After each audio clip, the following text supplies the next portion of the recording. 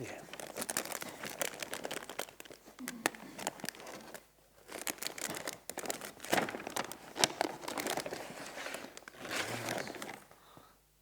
Get fatter and fatter and fatter. Thank you.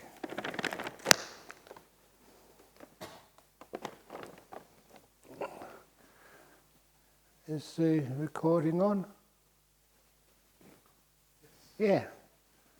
So we're ready to go? Excellent.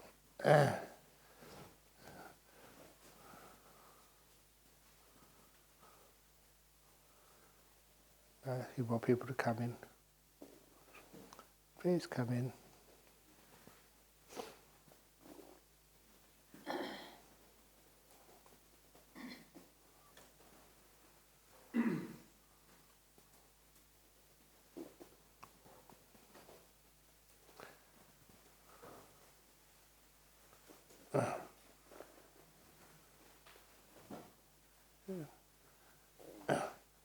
I was telling people a few days ago that can you hear okay? Okay. Adjusting the sound, okay. Well, this is just a little story, so should be okay if it doesn't get recorded. I remember as a young man, when I wanted to become a monk, there's many of the friends which I had in the Buddhist community, they thought I wasn't serious about being a monk. And I remember this one gentleman, I was trying to find a nice monastery somewhere to ordain in. Of course, I was born in England. I used to go along to the Thai temple in Richmond at the time. And many of the people I met there, I asked them, do you know a good monastery in Thailand where I can ordain as a monk? And a lot of them they weren't really interested in giving me that information. I remember this one gentleman, I met him later on, and he actually had been a monk with Ajahn Chah in Wat Ba Pong. And when I saw him about a year or two after I ordained, I said, why did you not tell me about Ajahn Chah? And his reply was that I was too happy. He didn't think I was serious to become a monk. As if you had to be miserable in order to go to a temple to become a monk. It's like, why go to a hospital if you're not sick? It's actually to get even healthier. So anyway, I was always like a kind of happy monk. I remember telling those people afterwards, there's one of those people who I knew, he was a member of the Pali Text Society, and I saw him just before I ordained. He said, you'll be back in a couple of weeks. It's 48 years now I've been a monk. And I'm enjoying it to the max. And also, I do recall, if you don't know the story, it's accurate, that when I first became a monk, or like a novice monk first of all, you had to ordain as a samanera, a novice first of all, and then later on you got the ordination as a full monk. And I remember those first nights in Bangkok. I didn't know about Ajahn Chah yet. Ordained in Bangkok. And when I ordained there in Bangkok, the first 3 or 4 nights, I don't know whether it was 3 or 4, but around that amount, I'd always have a nightmare in the monastery room in Bangkok. I wake up in the middle of the night, but my nightmare was that I was a layperson. Honestly, I'm not exaggerating. I thought I was a layperson. And I opened my eyes and I saw my robes folded in front of my bed on the floor. And it was like a great relief. I really am a monk. And that repeated itself 3 or 4 nights in a row. It was almost telling me that this is the life I always wanted. And even though I kind of knew that this was my niche in life, I couldn't tell other people that I really wanted to become a monk all my life and this is where I sat in, because they'd always think, no, you're just making it up. But anyway, it proved its point. It was almost something inside of me, some deep psychology which could only come out in a dream, was actually telling me this was my life and how I enjoyed this, but also just how the happiness was important. It wasn't a hindrance being a happy monk. I don't know why people think that, why you have to be miserable. And of course later on, when I did start learning, especially learning the Pali language, and I went to a good university, I knew, past my Latin O-levels and stuff, I knew how these languages worked. And so it wasn't that hard to learn the Pali language. And once I started learning Pali, it was just like an eye-opener. It wasn't that it was an effort to learn. It was just you started reading some of the words of the Buddha in the original language. And it was mind-opening.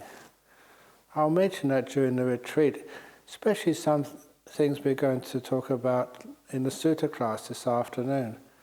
And some of those words there, when you read them in Pali and you recognize them because you've seen them many times before, you get a much greater and deeper understanding of their meaning.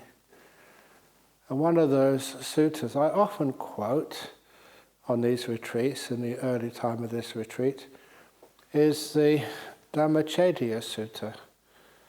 And that particular teaching of the Buddha, it was relating a story where King Pasenadi, one of the supporters of the Buddha, went to see him after work. He'd just been a king.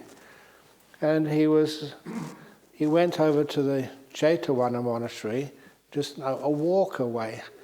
And he said he always really loved going to visit the Buddha. Number one, because he wasn't the big shot anymore. Yeah, he was a king, but he didn't have to have everybody bowing to him or being afraid of him. It was a place where he could relax. And when he went to see the Buddha in the Buddha's kuti, after bowing, actually before bowing to him, the king took hold of the Buddha's feet and started kissing them. And it was like a way of respect and thanks. And the Buddha said, "You're a great king. Why are you kissing my feet for?" And the Pasenadi replied, "Because you've been more than like a teacher to me. You've been like a friend and given me wonderful advice throughout the whole of my life. I'm just so grateful to you." And that's what he did, kiss feet. And that once this monk came up to me. I was in Bangkok, and he grabbed my feet and started kissing them. I don't know what disease he must have caught, because my feet weren't that clean, walking in Bangkok. And I said, "What in the heck are you doing that for?" And he said, "Because I was the first person to teach him meditation." And he said he thanked me so much for teaching him meditation in a way which he could really understand and get into. And he later became a monk and a teacher himself, but that really sort of quite touched me. But in particular, I want to say in the Dhammacedya Sutta that the king next said that I love coming to this monastery because elder monks and nuns in this monastery are always happy and smiling. Goes to other places and people aren't smiling at all. And that was the one example in the suttas, a clear example, where you saw those people who were committed to meditation were happy. That's what it does to you. Oops.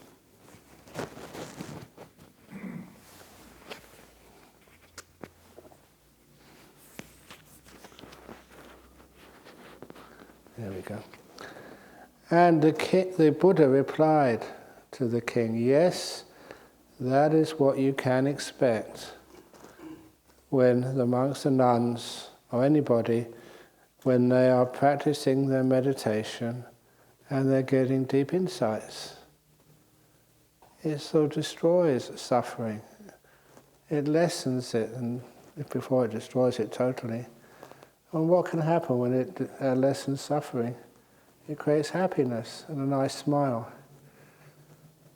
And I'm being honest with you that these days when people come in their interviews and they tell me what's happening in their meditation, a lot of time, I'm giving too many secrets away, but I started, so here we go. When they start telling me about their meditation, that's one of the first things I look at, is their smile, their emotional state. Because if they have had a lovely meditation, you can't avoid it. You're happy and smiley. It's just the afterglow of meditation. And I still remember this one disciple years ago. He came up to me and I said, "How's your meditation going?" He said, "Oh, a bit disappointing this time." I said, "Why?" He said, "Well, I can only get the first jhana, I can't get the second jhana." And when he said things like that, I thought, this fellow has totally misunderstood what these deep meditations are. Even if you had like a first jhana, you'd have what I call like the afterglow. I still remember this one lady, and the nuns know who this is. Not you two, but she became a nun afterwards, a bhikkhuni. She was trying on one of these retreats, which I gave over it was actually in Thailand. She wasn't a Thai. So she was really trying hard, a very intelligent woman, and also has done lots of meditation before. So she was on a 9-day retreat there. At the end of the retreat, she was getting nowhere. So she basically gave up. But then she said that the flight back to her home city was a bit late, so her taxi to the airport was not going to come until another hour and a bit's time. So she had what she said, time to kill. That's not a very good Buddhist metaphor, time to kill. Same with some of these other silly metaphors we have in English. To kill two birds with the same stone. That's not a good metaphor.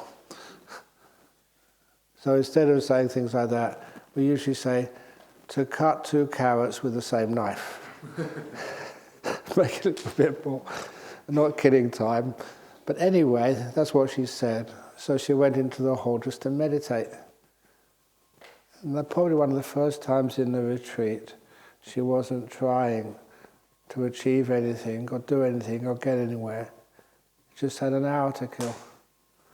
I always remember her because after that hour was finished, I was just having a fruit juice or something, just waiting for my taxi bus to come and take me back to the airport. But I always remember she's squatting on the floor with her hands up. Ajahn Brahm, thank you. At last. Oh, it was beautiful. She had so much happiness. And the only thing I could say was similar to maybe just one of your children. They'd just fallen in love. Oh, Mummy, Daddy, oh, she's so beautiful, oh, he's so nice. That's what it was like. She was just overpowered with this beautiful emotion. She just got into her first deep meditation. It brings up this incredible joy and happiness. But more than that, it makes the mind very, very clear.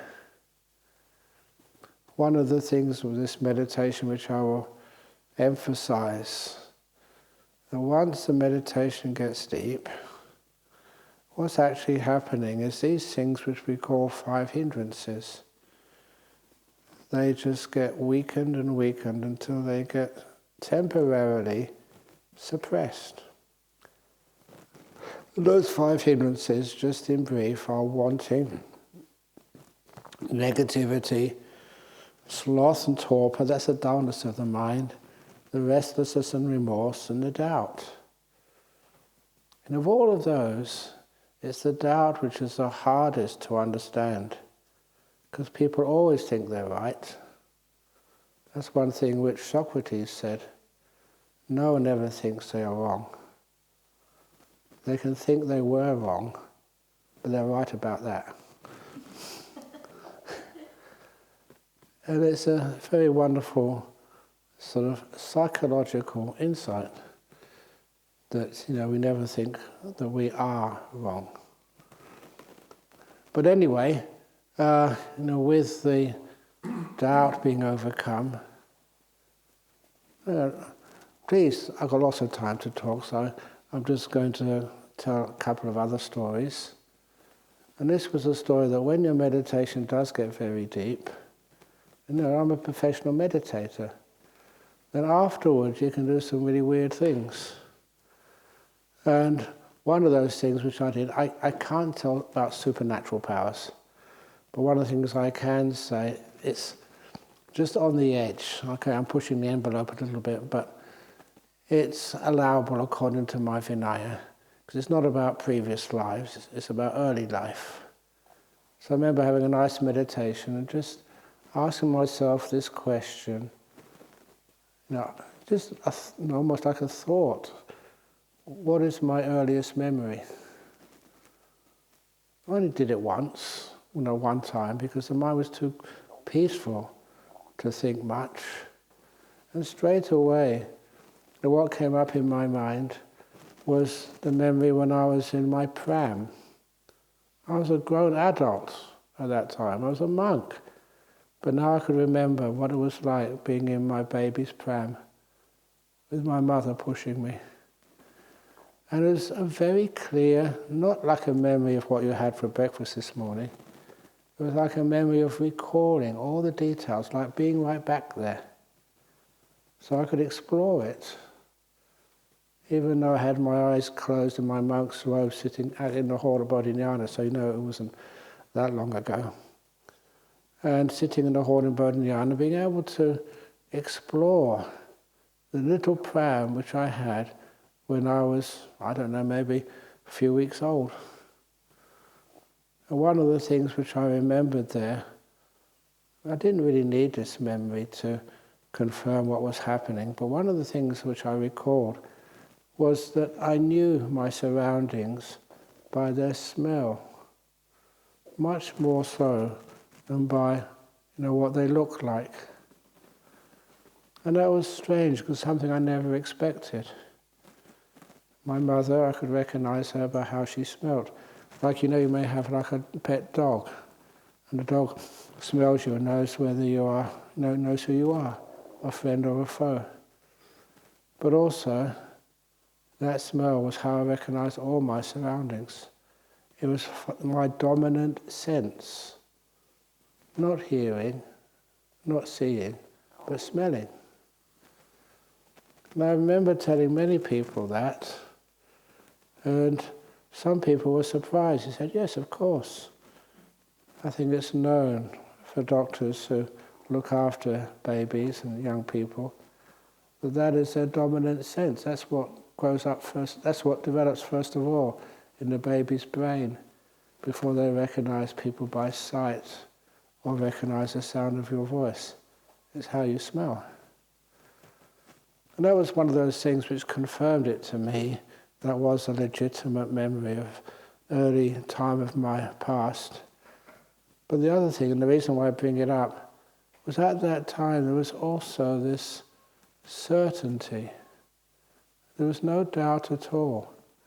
Sometimes you can have dreams, you can have fantasies or imaginations, but this was more, as real, probably more real than when you're seeing with your eyes open, when you're smelling, when you're sitting in front of your breakfast. This was actually real. There was no doubt there. And it was hard to explain just what that experience is. But when you've had a deep meditation, and those hindrances, especially the last hindrance of doubt, has been suppressed, then what you see or what you hear, even what you know, that aspect which we call doubt just is not there anymore. And it's hard to explain what that experience feels like. But anyway, what happens after deep meditations, you get extra clarity. And that extra clarity of your mind, when you don't want anything, you've got no ill will, you don't have any dullness of the mind or restlessness of the mind, and then, of course, no doubt.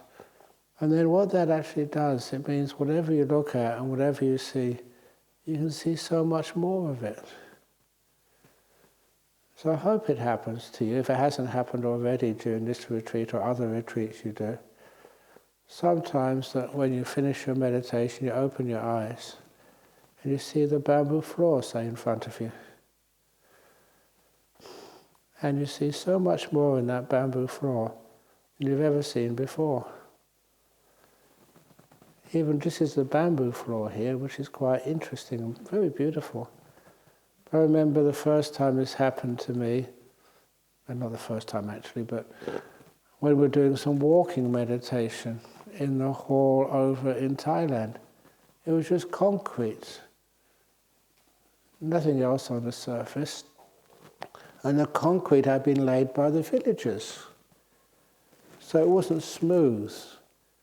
And sometimes if the concrete was going a bit off when they were trying to level it, they would spit on it. That's the only source of water they would have in their mouth. And then they'd sort of trowel it to try and make it level. So it was not level, but no one ever noticed that.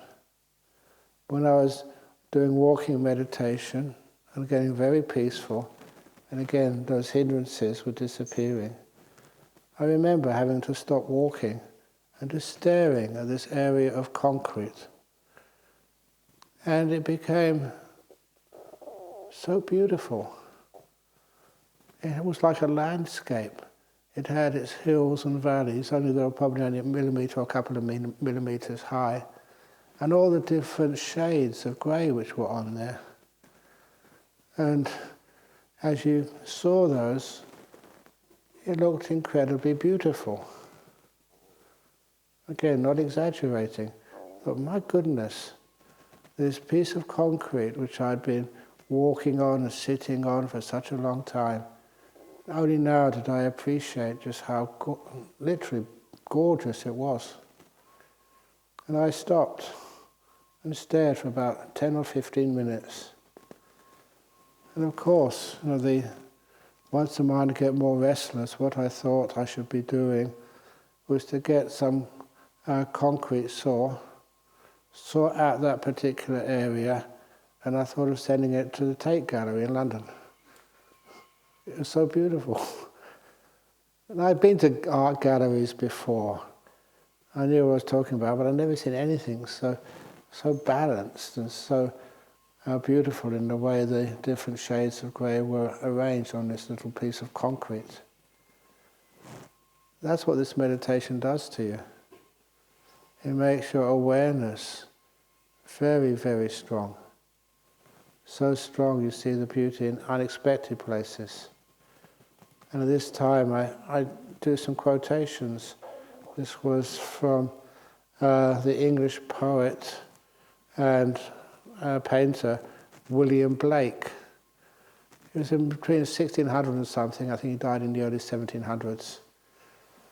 And one of the poems which he wrote, just the 4 lines of this poem, were to see a world in a grain of sand, see a heaven in a wild flower, hold infinity in the palm of your hand, and eternity in an hour. Eternity in an hour, always remember that my talks are usually 1 hour long. But I feel their eternity. But you can see what he was meaning in there. See, a grain of sand, when your mindfulness is very, very strong, you can see just beauty in so much, in everything almost.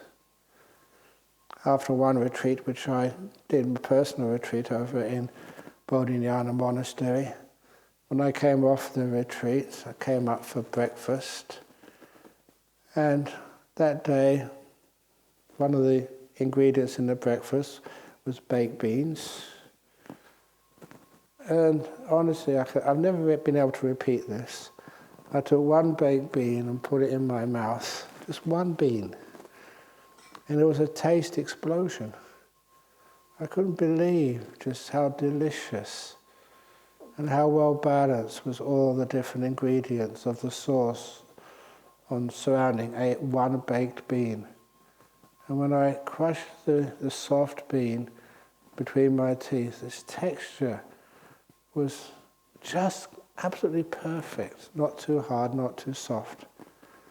And I was blissing out on just one baked bean, as if it was made by a 5-star chef, Michelin chef. And it just came from a can, that's all. But the amount of you could feel and pick up in your mind after a deep meditation was gorgeous.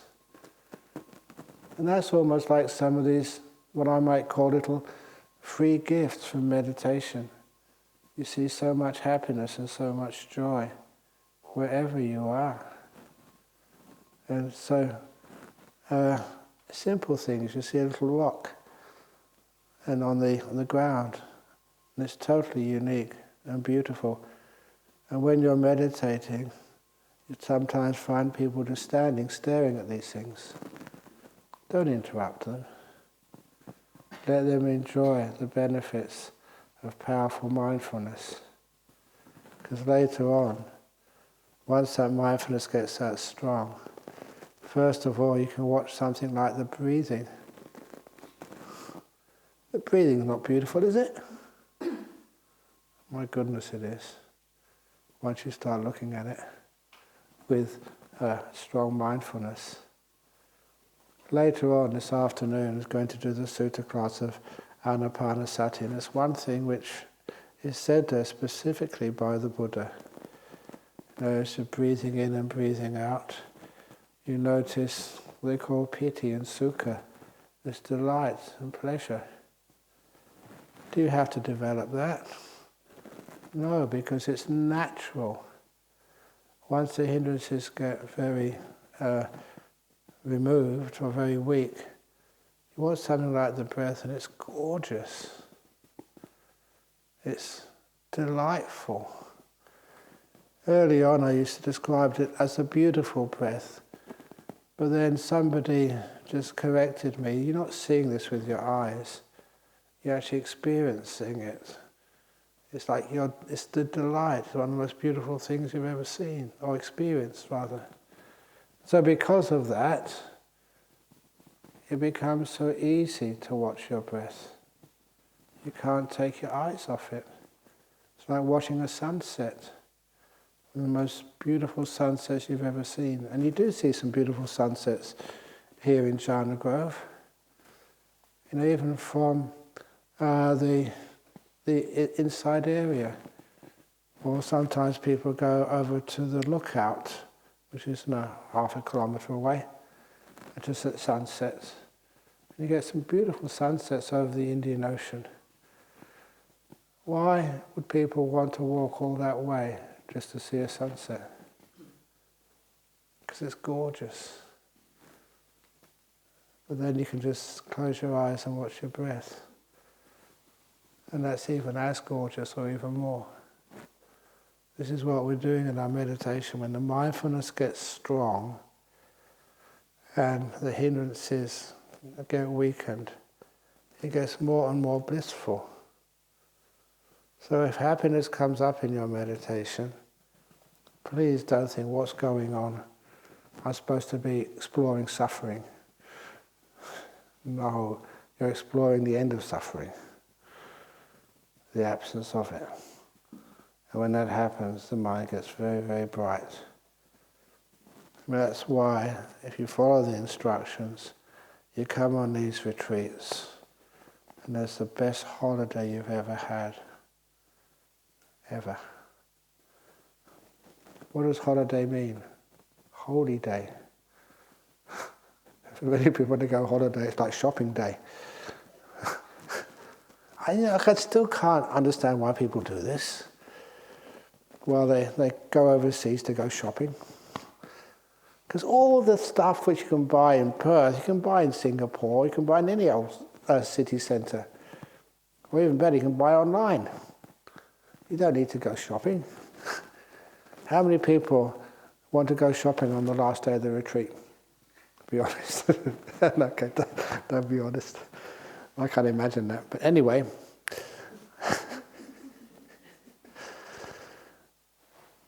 So this is much more fun, much more happiness. It's one of the reasons why that when people come in a meditation, that this was years ago, that it was the same retreat where that man, had the sinus cancer, and the person who actually drove me to that retreat, from Sydney Airport, he actually let on that he'd given a nickname for the meditation hall as the torture chamber. Like people had to sit for hours. They weren't allowed to move. They couldn't sit on the cushions. They had to sit on the hard floor. And he said, he thought that somehow or other, if it hurts, you're going to get something good out of it. And so he gave the nickname the torture chamber, the meditation. I thought that was disgusting. Something like meditation, to associate that with pain. So that was where I renamed every meditation centre which I go to. Renamed it not torture chamber, not jhana grove, but Club Med. Meditation. So welcome to Club Med Serpentine, Western Australia. That gives a different connotation of what we're doing here. Joyful and happy and eventually blissful. And it does work. I've still got an email which this one executive from Sydney sent me. She came on one of my retreats years ago here, and when she came on this retreat, that she said she had to beg and grovel to her boss in Sydney to give her a week off work. But he gave in. She came here. And then she said, when she returned home after the 9-day retreat, on the Monday morning, went to work, her boss looked at her and said, "What drug is Ajahn Brahm giving you in Serpentine? I don't care what it is, but please next time bring me some." Because he could see straight away just how peaceful and blissful she was, just after the little retreat. It had a huge effect, which even the boss saw. So because of that, this is what happens on the retreat. Please look after yourself, relax to the max. The hindrances disappear, and you know that with a smile, and seeing the beauty in a bamboo floor or in a piece of concrete, which you've never seen before, and it's there. You're not going crazy, your mindfulness is going strong. And so if you want to watch the breath for hours, imagine your breath is so beautiful. It's lovely. Why do you want to take your attention away from it? It's not that you force the attention onto things like your breathing. It's the breathing draws you in. And so these are the ways in which we meditate. Now, of course, when we are meditating, it's not just sitting down on a chair or on, some time ago, we were supposed to be a high-tech society. And, even looking at a couple of people, sometimes, it's not comfortable on your cushions. So we should actually, I've mentioned this to a few people, why don't you start a nice business in Singapore manufacturing high-tech meditation cushions? So high-tech meditation cushions are, they can be cushions, but you've got the remote control. If one part of your body needs to be raised a bit, you can press it and it inflates with the air and that one goes up. If you're sort of leaning back, one part goes up and you can lean more forward. If you've got a sore knee, you can press another button, just like in the Singapore Airlines business class, and give you a massage. Massage. If you have sloth and torpor, you can press another little button, and with your cup you get a latte or a flat white to overcome your sloth and torpor. People think I'm crazy thinking things like that, but I think things like that because it's important for you to have comfort when you're meditating. So don't be afraid of sitting in the chairs if you need to. If you're meditating a lot, sometimes you can change from sitting on the floor sometimes to sitting on the chair sometimes, to get your body nice and comfortable. For such a long time, I would never sit on a chair when I was meditating. I'd always prefer sitting on the floor on some cushions. But then we had the COVID time, and you couldn't really teach retreats face to face. So I did a lot of meditations on Zoom. And when you're doing on Zoom, you've got to face the machine there. And so I was always sitting on a chair. And I learned how to meditate sitting on a chair, and it's wonderful. One of the things which I always used to do, and even if you want to do this here, please, if you're sitting on a chair, take your socks off. Don't do it now, but later on, go barefoot. And then with your feet, one of the first things which I did was to feel the texture of the bamboo floor or the concrete or the carpet on your feet. My feet soon became really sensitive. There's a special feeling of the wood. And after a while, you can really feel it. It's nothing like it. Or when I walk outside, of course I don't use my shoes in this place. It's very clean, Jhana Grove. And I can test that because once I've done walking, say from here to my heart, the teacher's kuti, I look at my feet and they're clean. There's hardly any dirt here. It's a very clean environment.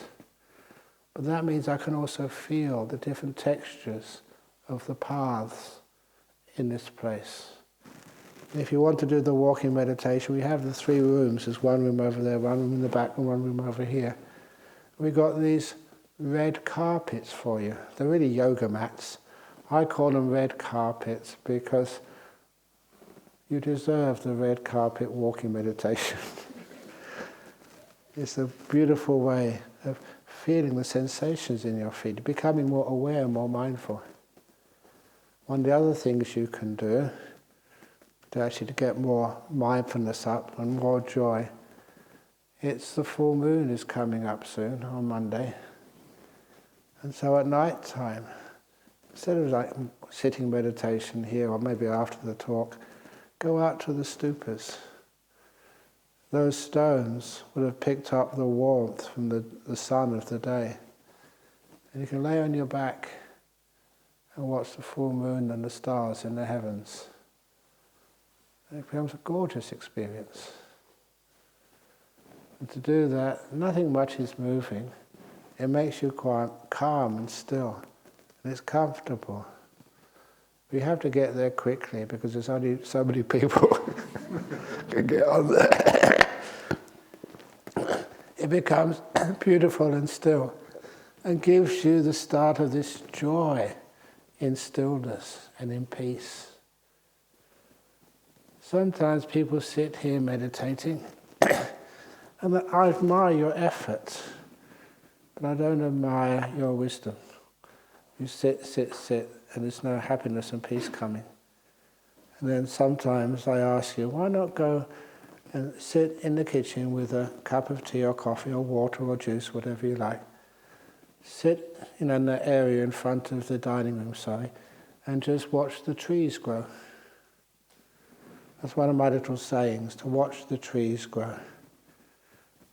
You have to be very patient to watch a tree. They do grow,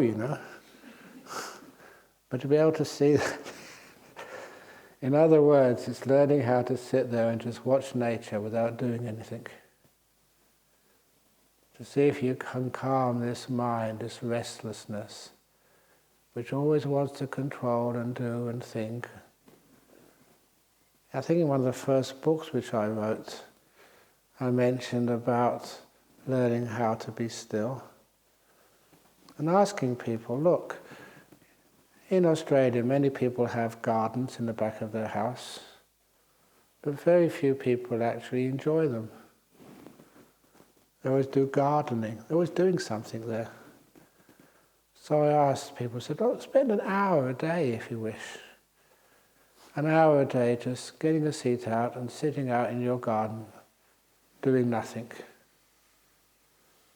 So you know what they do? They get out some, in the old days anyway, like a radio or an iPod. They're not enjoying the garden, they're sitting there tapping their fingers. That's not enjoying the garden. Put that away. Or they get a book out about gardening. The book is not the garden. So they put all those books and machines away and they just look at the garden. And the next thing which they do, still not really enjoying the garden, they start thinking and planning. That the lawn needs mowing, the leaves need raking. And a nice little bush would go good over there, and that tree over there should be trimmed, and maybe I can put something else here and something else there. That's not enjoying the garden. That's actually seeing its faults and seeing how it can be improved. That's more restlessness.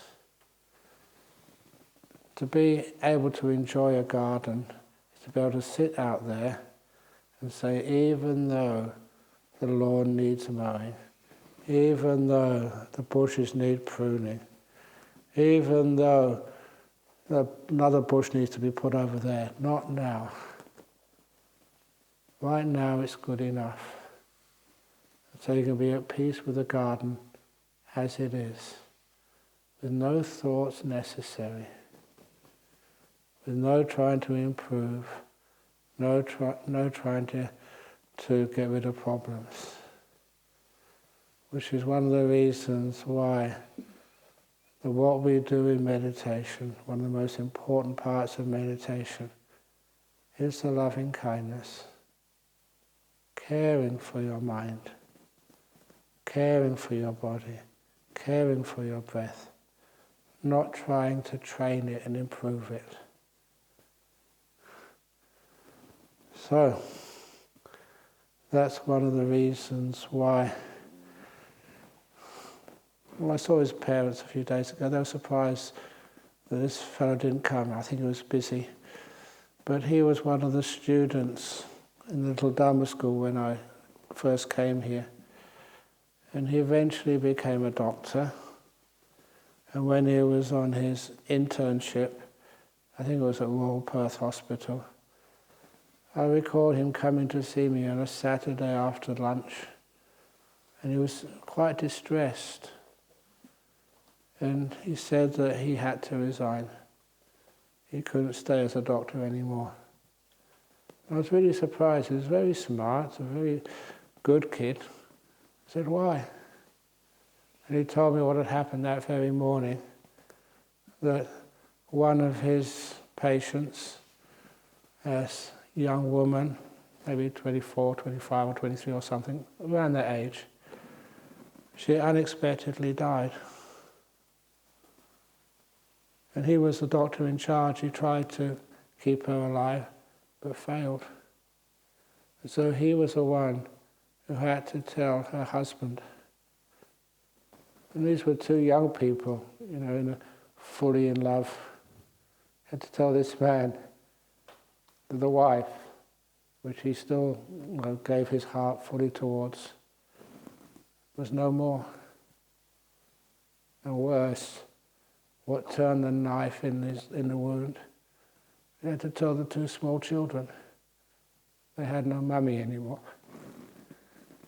And that really went so deep inside of me. He said, I can never do that anymore. I can't even face the possibility of that anymore. I have to resign and find another job. And you can imagine just how that must have felt. He was a very had a lot of empathy for his patients. A really nice young Buddhist man. And I told him that he'd misunderstood the purpose of being a doctor. I said, your job is not to cure your patients. If you think it's to cure them, you will fail many, many times. And you'll get depressed many, many times. Your job is not to cure patients. Your job is to care for them. It's a totally different, as they say, ball game when you make caring much more important than curing. You cared for that man, the girl who died. You cared for her husband. You cared for the children. You never need to fail caring. Sometimes you can't cure, but you can always care. He got it straight away. He went back to work. And now he's a specialist doing colonoscopies. I think that's the right word. And anyway, I still remember actually a couple of our monks needed a colonoscopy. And the first one, I think many of you know him, Venerable Mudito. He works really hard helping building our monastery, our retreat centre up in Newbury. And he needed a colonoscopy. But then, of course, there's a waiting list over here in Australia. And I said, and he said, I can go private, but private is very expensive. And I said to him, colonoscopy, I knew who could do that. So he called up this my young disciple. He said, oh yeah, sure, no worries. Bring him in a couple of days. You know who paid the bill? My doctor disciple. Gave it all for free. He gave really excellent service. It's just the way, because he knew that caring was more important than curing. And that little piece of advice has saved his career. And of course, we had this wonderful thing of gratitude. I helped him, so he wanted to help one of my monks. This is actually what caring is all about. And that's also what happens with your meditation. Are you trying to cure your defilements and all the silly stuff which goes on in your mind? If you are, it'll be endless. You won't be able to cure your defilements. You never get any peace in the meditation if you're trying to cure things. All those defilements, the restlessness, just the desires, the cravings. Are you trying to get rid of them? If you are, it will be endless. Instead, care for them. Care for your mind. Years and years, as a young monk, I had restlessness like everybody else. And I tried, what I tried to do, you're watching your breath, okay, watch your breath, go in now, I could start like that very easily. Then my mind would wander off, bring it back again.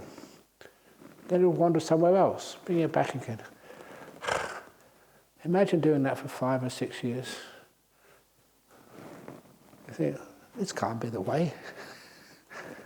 So instead, afterwards, I asked a revolutionary question.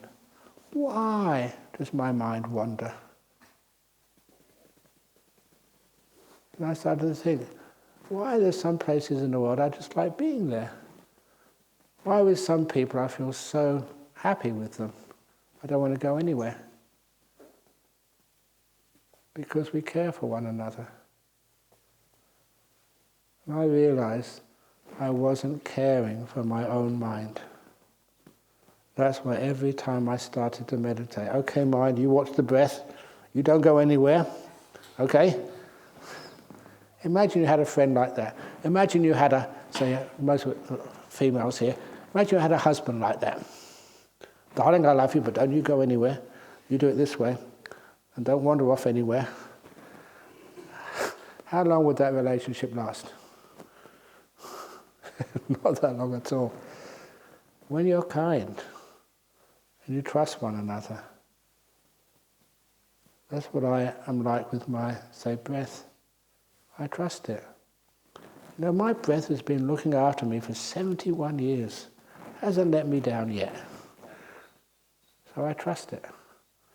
We have a good relationship together. So my mind too, I care for it. I don't try and cure things. I care for it.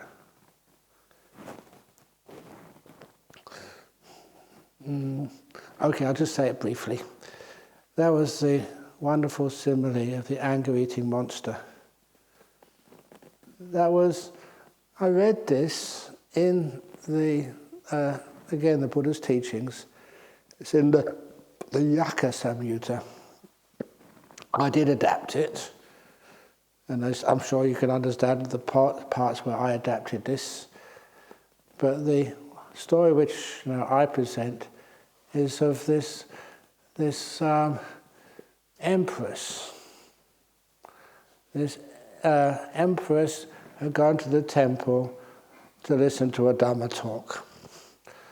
And while she was away, this big monster came into her palace. And when the monster came into the palace, it was so ugly, so frightening and smelly and violent that all of the guards, we don't have any guards in this, well, we do have one guard in this retreat centre, that's Christina.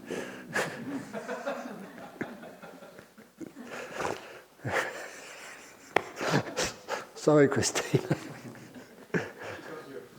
Okay, yeah. So we don't have big people as a security guards. But anyway, so they had big people in palaces and stuff. And they were so frightened when they see this big, angry, violent monster coming in that they all hid. They hid behind the flower pots, and they went into the cupboards, went under the tables. They're supposed to be protecting the palace, but they were too scared to. So the monster came right into the throne room and sat on the empress's chair, the throne. And that was just one move too much for the security. They eventually came out from the cupboards and under the tables. So that's too much. Get out of here. This is our empress's place, not yours. Get out now. And when they started shouting at this demon, this monster just grew bigger. More violent, more angry, more ugly, and more smelly. And I say more smelly because that's part of when you get angry, the odour comes off worse and worse. And so they were trying to get rid of this monster for an hour or two. It just got bigger and bigger, more and more violent, more unpleasant in all ways. So when the Empress came back, this monster was huge. And it was so scary and so violent.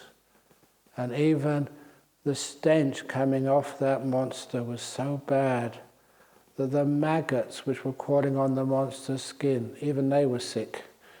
They threw up, they vomited. But the reason why she was the Empress was because she was the smartest of everybody. So she saw what was happening and she knew the solution straight away. Instead of saying, "Get out of here, you don't belong," she said, "Welcome. Thank you for visiting me. Has anyone got you something to drink yet? Or something to eat?" And her speech was sincere. So, just that sincere speech the monster got less violent, less angry, even shrank an inch, and the maggots, stopped vomiting. And all the people in the palace got the message very quickly. So they started getting him something to drink. What would you like to drink? No, we have some nice tea. We can have like green tea or herbal tea, or we can have some Sri Lankan tea with condensed milk if you like. Or we can have something to eat. Do you want some juices, some water? How about something to eat? And one of the guards said, how about a pizza? Because pizzas, you get monster-sized pizzas. I don't know if you have those in Singapore, but you have them over here. And every kind act, kind word, or kind thought, and the monster grew an inch smaller, less ugly, less violent, less offensive. And some of those guards and soldiers trying to guard the place offered him a foot massage.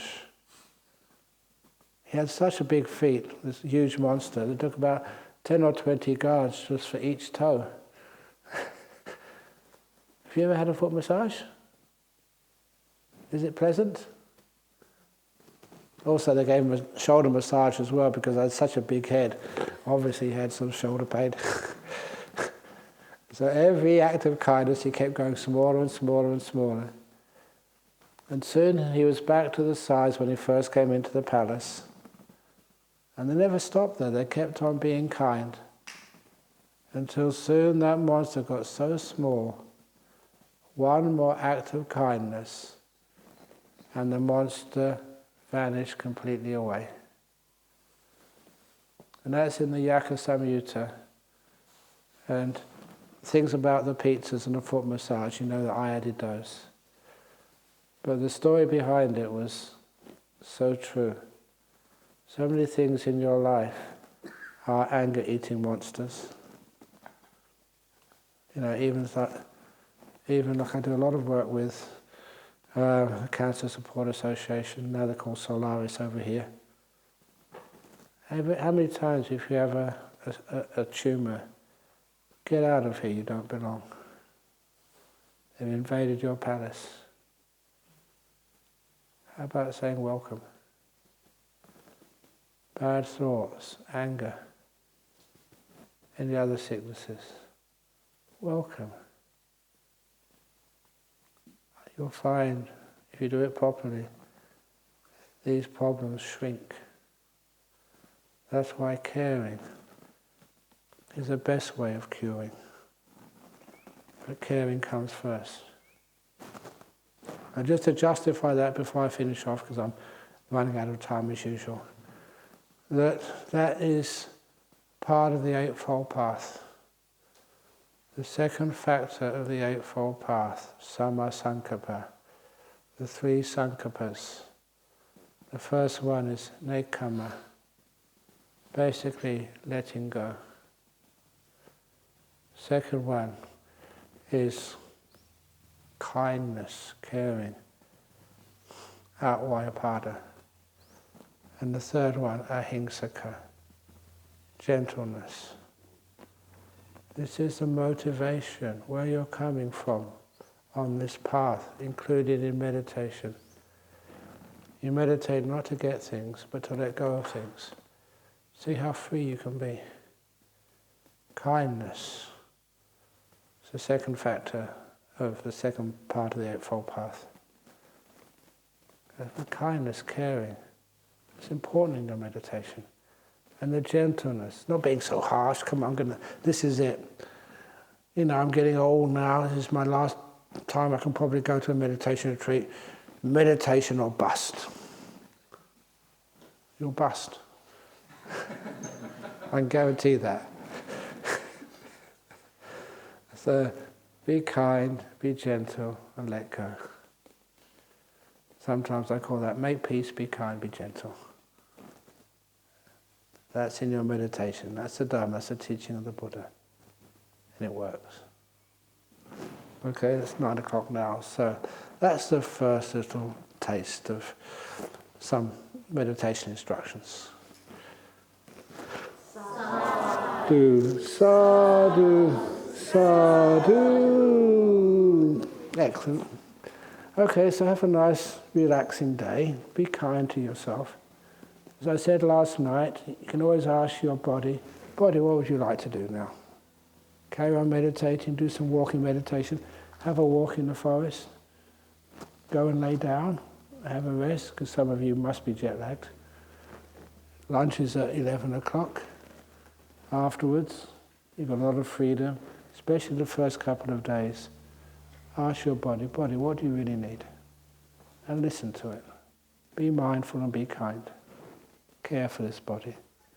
And this body will care for you. Sometimes it'll tell you, just go to your room, take a nap. Do it. And after a while, it'll say, body, what do you want to do? He said, I want to go in the hall and meditate. Then you find you have no problem at all with your body. Mind, what do you want to do? Yeah, let's go for it. My body and my mind are good friends. And if you care for it, it cares for you. Okay, so have a wonderful morning, a wonderful lunch, and I'll see you this afternoon. The next appointment for me apparently is the Sutta class this afternoon. It's going to be on Anapanasati, but the introduction I'm not sure if you've heard before, so it's something interesting. See you then. Bye.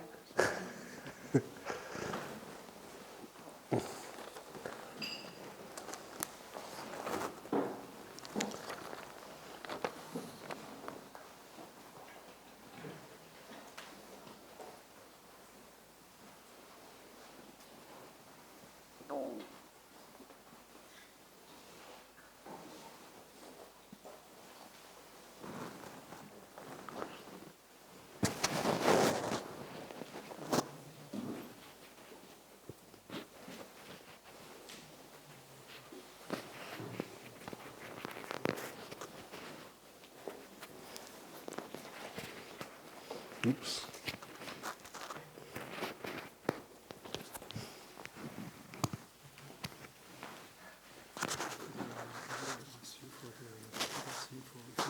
Oh yeah, sure.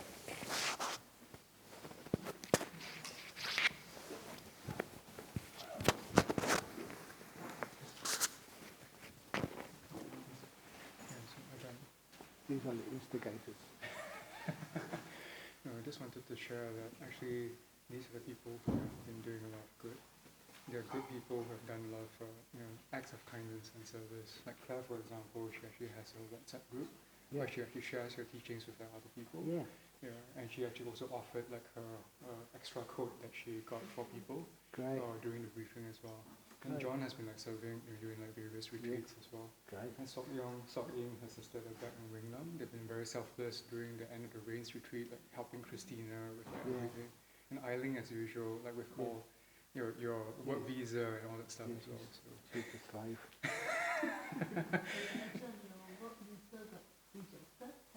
Great. Not great. It's because they changed the date of the form. Just on the day we submitted, they changed it. So Michelle will send you another one. Yeah, sure. Yeah. So on Sunday or after. Okay. I think that none of them will actually ask you for a blessing, but on their behalf, I'd like to ask you for a blessing for them to, they're all good people, and to have like the happiness and peace from this retreat and beyond. On one condition. Is there approval? Can I approve PJ? yes. Okay. He also did a lot of good. He helped all of us together. Yes. Certainly. Here we go. Nati me savanang anyang buddho me savanang varang etena satchavajena sotite hotu sabada nati me savanang anyang dharmo me savanang varang etena satchavajena sotite hotu sabada nati me savanang anyang sankho me savanang varan etena satchavajena sotite hotu sabada. Sadhu, sadhu, Sadhu. sadhu. Thank you. No, it's nice to see you all again. It's actually nice that post-COVID we can do these things again. Yes, that's great. It's nice to see you. Yeah. And it's also, it's just, still we haven't got any retreat centres like this over in Singapore. No, not yet. Yeah. So it's very nice having this. Yes, definitely. Good to make use of it. Yes. Thank you, Ajahn. See ya.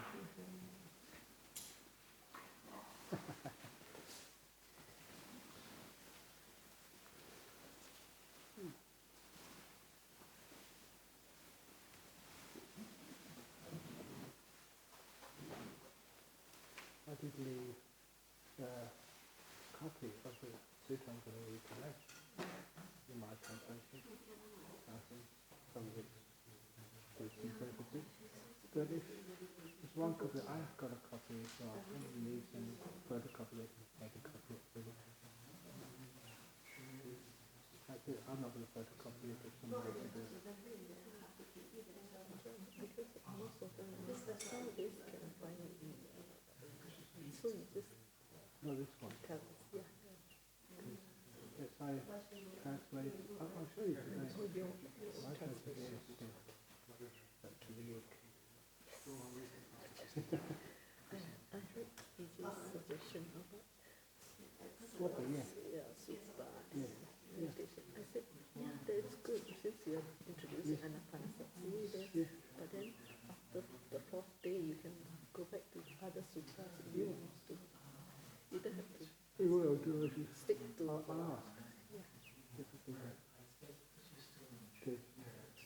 PJ said, well, you're the teacher and you're supposed to do what the teacher wants. I said, yes, and you choose, that's what I want. Yeah, I told him, you pass them. He told me about passing the buck back to you. I said, yes, I asked you to choose. You really need to choose. He said, I don't know what to choose. Because the rings suttas were very deep, very deep. Yes, okay. He said, many won't understand. I said, how do you know? You might be smarter than him. I didn't say that. I just said that one or two really the one that I put in. Yeah. Yeah. I may not know Buddhist so well because he's doing in Let's see. the young guy. Yes, I've been following you. I think even the foreigners, they have been listening to your talks on YouTube. Yeah. I can see the, This one also in here. oh, Yeah.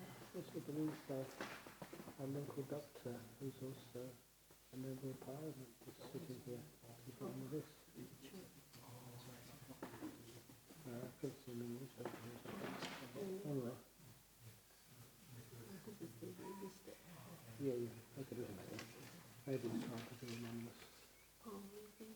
Yeah, or maybe, Pass this one across. Yeah, because maybe he's just sitting in oh, good one, yeah. from Hudayana. Yeah, maybe doing that huge and comes to the weekend. Yeah.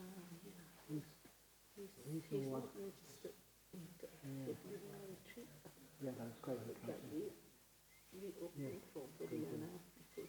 Because he was also the one who, he was a doctor, he was working in Hong Kong, and his patient was, I don't know what's her name again, the one who died on the operating table when the brothers said what all his best-selling books like this. I think the doctor know, I don't know how this has happened, but he became the local doctor in Serpentine.